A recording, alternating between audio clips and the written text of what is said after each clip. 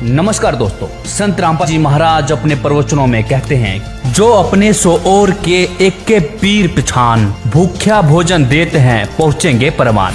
जी हाँ, इस कड़ी को आगे बढ़ाते हुए संत रामपाल जी के शिष्य अब निकल पड़े हैं इस कोरोना संकट पर समाज सेवा के लिए। संत जी के शिष्य डोर टू डोर जाकर के दे रहे हैं जरूरतमंदों को राशन। देखिए हमारी इस खास रिपोर्ट में।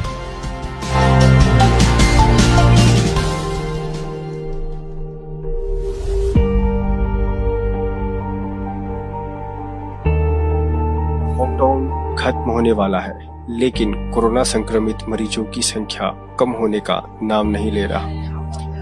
आज से कुछ महीने पहले ये किसी को भी नहीं पता था कि आने वाले कुछ महीनों में देश, दुनिया और लोगों के जीवन शैली की तस्वीर इतनी बदल जाएगी कि लोगों के जीवन पर सवाल खड़ा हो जाएगा।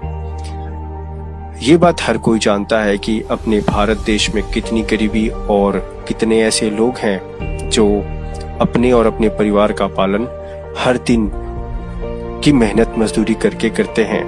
अब क्योंकि कोरोना महामारी की वजह से पूरे देश में लॉकडाउन है और मौजूदा परिस्थिति को देखते हुए ये कहना गलत नहीं होगा कि आगे भी लॉकडाउन चल सकता है।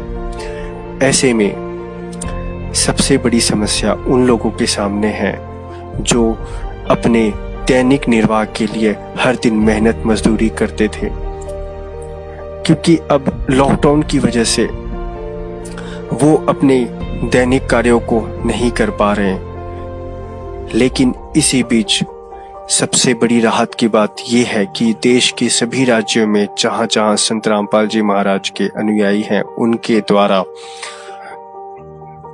हर जरूरतमंद और गरीब लोगों की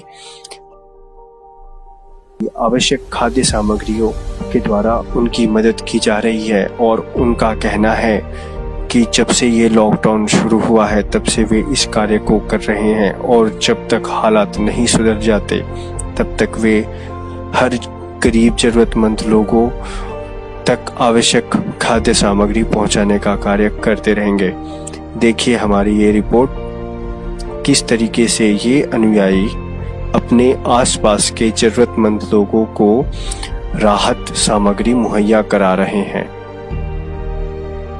नमस्कार भाई और बहनों, मैं पीके पानीपुरी आज सतलोक आश्रम मैनेजमेंट हरियाणा वालों के रोहतक स्थित सिंहपुरा फर्जी आश्रम में, और आपको दिखाऊंगा कि किस कदर इन फर्जी आश्रमों में संगत के दान का और संत रामपाल जी महाराज जी के सत्संग रूपी आदेशों का सरेआम मजाक उड़ाया जा रहा है। सर, क्या नाम है आपका? ना जी, डर लग है कदे गुरुद्रोही बना दिया जाऊं। सर, आप इस तरह डरे डरे सहमे सहमे क्यों बोल रहे हैं? क्या बात है आखिर? के बताऊं भाई, हम तो इस मैनेजमेंट के चक्कर में पड़ के ना घर के रहे ना घाट के, धोबी के कुत्ते बने, गली गली यो दाल चावल आटा बांटते फिरे से।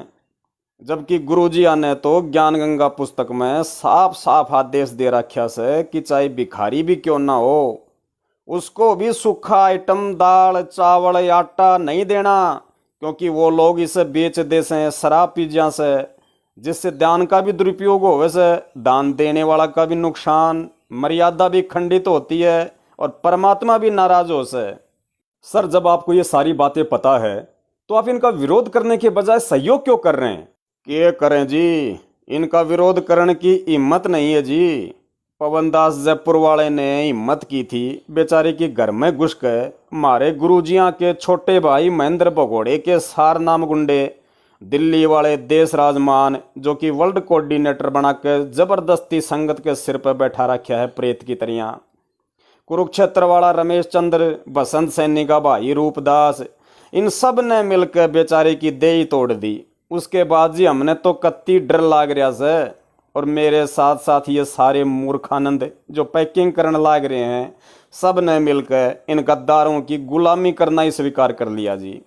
बाकी मैं तो निवेदन करूंगा जी आपके चैनल के माध्यम से कि भाई और बहनों, हर रविवार ने रात के 8 बजे पवन दास फेसबुक पे शंका समाधान विद पवन दास नाम के पेज पर लाइव आवे है। आप सब उसका लाइव प्रोग्राम देखो। ठीक है सर, धन्यवाद। किसी को भूखा ना सोने देने का संकल्प लेकर अपने स्तर पर उनकी पूरी मदद कर रहे हैं। क्योंकि इनके गुरुजी कहते हैं, कहे कबीर पुकार के दो ही बात लिख ले, एक साहेब की बंदगी व भूखों को कुछ दे। इससे एक बात तो स्पष्ट है कि आज ऐसे समय में संत रामपाल जी महाराज के अनुयायियों ने जो कदम उठाया है वो बहुत ही सराहनीय है और इससे समाज को सीख लेनी चाहिए।